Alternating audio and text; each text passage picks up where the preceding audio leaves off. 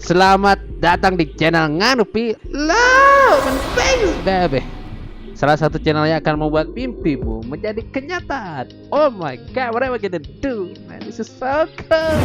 Oke, kali ini kita akan menjelaskan salah satu lukisan yang dibuat oleh pelukis terkenal dari Kalimantan. Lukisannya sangat apa ya? Sangat apa ya kalau horor? Selamat datang di channel Nganupi Love and Peace. Ya, oke guys. Kali ini saya akan menjelaskan gambaran yang saya gambar dengan tangan saya sendiri. Let's go to it. Dan gambaran ini adalah gambaran tentang panglima burung beserta hewan-hewan yang menemaninya. Panglima burung adalah kesatria yang berasal dari Kalimantan. Orang-orang Dayak pasti tahu seorang panglima burung. Dan mereka tahu panglima burung, tetapi mereka tidak pernah melihatnya.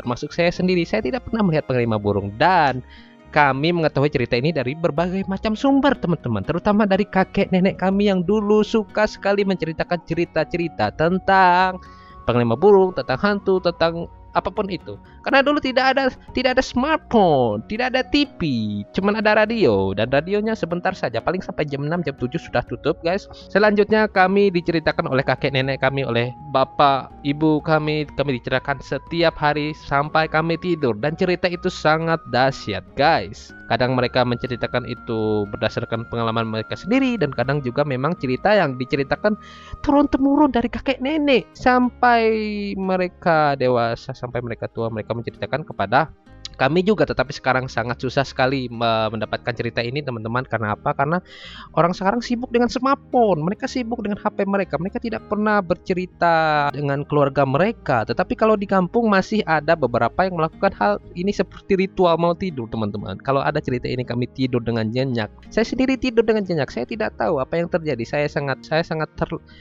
fokus dengan ceritanya, dan tiba beberapa saat kemudian kami tertidur, teman-teman. Dan itu sangat-sangat membahagiakan saya pada saat itu. Saya sangat bahagia sekali karena kami bisa mendengarkan cerita-cerita yang sangat-sangat bermanfaat. Dan cerita ini juga bukan hanya cerita yang rame, keren, tetapi juga ada pelajaran yang didapatkan dari cerita ini. Pelajaran yang didapatkan itu banyak, teman-teman. Bagaimana cara kita melakukan kehidupan kita sehingga menjadi lebih baik, teman-teman. Banyak cerita yang tidak bisa dilakukan, ada yang bisa dilakukan di situ, teman-teman.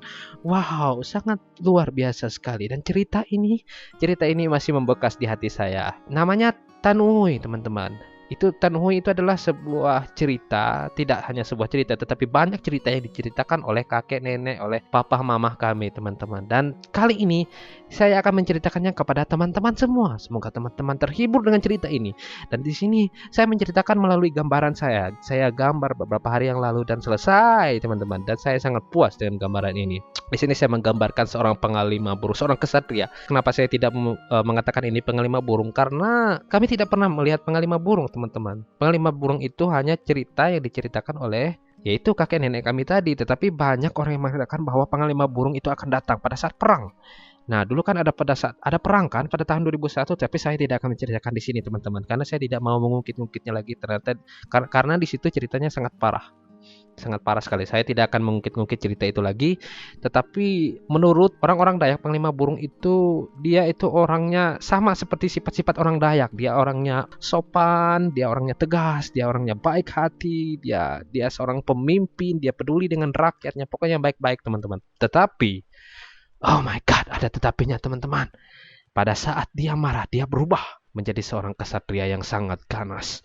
Dia sangat ganas, teman-teman. Pokoknya kalau dia bilang bunuh, harus sampai mati. Pokoknya, oh god, pokoknya jangan sampai membuat panglima burung ini marah, teman-teman. Karena bahaya. Dia menggunakan mandau. Itu senjata utamanya itu adalah mandau, ada sumpit, dan ada juga kayak tameng, itu tameng Dayak. Itu sangat keren sekali. Sumpit itu sumpit beracun, dan mandau itu, teman-teman, bisa itu terbang. Dia itu kan menghilang. Jadi mandau itu kayak gerak sendiri, tweet gitu. Jadi mandau ini terbang mencari mangsanya. Mangsanya yang orang-orangnya tadi, orang-orang yang membuat kejahatan tadi, orang-orang yang mengusik dia. Jadi dia mencari mereka sampai kepalanya lepas. Oh god, that is so bad. Tapi Tetapi begitulah teman-teman, pada saat diusik, makanya teman-teman, pada saat orang berbuat baik itu ya bukan berarti mereka lemah. Oke, karena mereka sangat respect, mereka sangat menghormati orang-orang lain. Tetapi pada saat mereka dibuat sakit hati, maksudnya tidak cuma sakit hati, tetapi kami melakukan hal-hal yang buruk pada mereka, mereka akan marah. Nah, seperti panglima burung ini tadi. Dan di sini saya buat sendiri, ini menurut imajinasi saya sendiri. Di sini panglima burung dia berlari, dia terbang dengan teman-temannya, yaitu hewan-hewan tadi. Dia seolah-olah dia mengendalikan hewan-hewan ini, tetapi dia bukan mengendalikan hewan-hewan ini, tetapi mereka memang menganggap panglima burung itu adalah saudara mereka, teman-teman. Tetapi kalau menurut cerita orang-orang Dayak, panglima burung ini dia seorang hunter. Jadi dia kayak hunter itu apa ya bahasa Indonesianya ya? Hunter kayak berburu, teman. Wah, astaga, saya tidak tahu bahasa Indonesianya. Jadi berburu mencari kayak babi hutan, kayak rusa gitu. Jadi yang dimakannya ya hewan-hewan itu. Tetapi di sini saya buat dia tidak membunuh hewan-hewan, karena hewan-hewan itu adalah saudara-saudaranya, teman-teman. Mereka berteman. Di sini saya buat warnanya, mata mereka merah semua. Jadi seolah-olah mereka itu sangat marah gitu, teman-teman, siap untuk menghabisi musuhnya yang telah menghancurkan.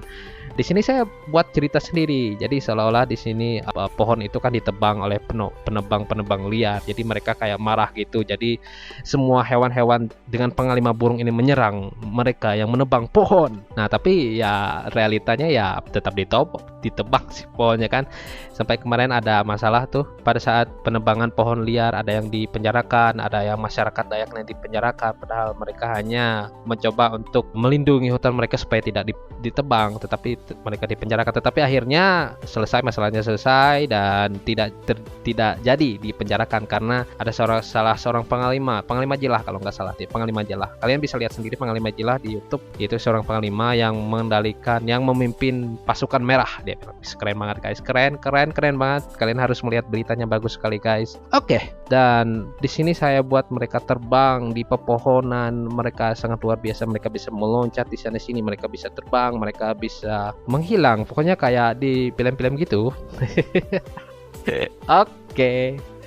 Nah, ini teman-teman, untuk hewan selanjutnya ini dinamakan datu oleh Dayak-Dayak Ma'anyan, dan datu ini jarang kelihatan. Tidak semua orang dapat melihat datu ini karena hanya orang-orang tertentu yang bisa melihat, orang-orang pilihan. Seperti kakek saya dulu berteman dengan berbagai macam hewan supernatural seperti ular, ada datu, ada pokoknya semua jenis hewan yang seperti kayak anggaplah monster di hutan tersebut. Hewan yang sebagai raja dan ratunya di hutan tersebut, dan mereka bisa berbicara dengan kakek saya. Dan sedihnya dulu pada saat kakek saya meninggal, sangat susah, mau meninggal, sangat susah sekali teman-teman mengembuskan napas terakhirnya. Karena apa? Pada saat itu mereka seperti tidak menginginkan kepergiannya ini. Mereka susah untuk merelakan dia pergi. Jadi terpaksa salah satu anak dari kakek saya ini mengambil ilmu yang ada pada kakek saya ini, karena kakek saya ini dulu dia adalah seorang penyembuh. Dia mempunyai ilmu, tapi ilmu putih hanya untuk kesembuhan, untuk menyembuh. Jadi dulu saya pernah melihat salah satu pasiennya itu seperti orang gila, teriak-teriak gitu karena disantet mungkin oleh pasangannya. Jadi pada saat dia menemui kakek saya ini, saya tidak tahu melihat selanjutnya, karena pada saat kakekku ini menyembuhkan orang tersebut, kami disuruh pergi, tidak boleh melihat. Pokoknya mungkin apakah yang dia lakukan, tetapi kami tidak boleh melihat dia pada saat dia melakukan ritual penyembuhan ini. Sangat keren, sangat luar biasa kakek dulu guys. Tetapi dia sudah meninggal di tahun 2013 atau 2014, saya lupa. Kakek saya dulu sangat luar biasa orangnya. Dia sangat pintar, cerdas. Dia adalah salah satu militer perjuangan yang berjuang untuk bangsa Indonesia.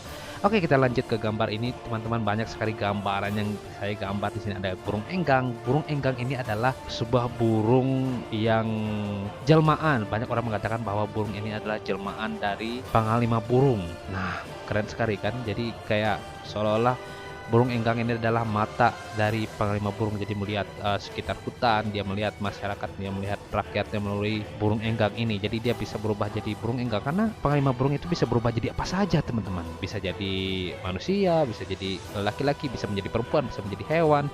Dan dia berteman dengan semua hewan yang pastinya, dan dia sangat luar biasa lincah gitu. berilmu gitu, kuat tegas, seorang pemimpin, seorang kesatria. Nah, disitulah saya membuat gambaran ini, Panglima Burung.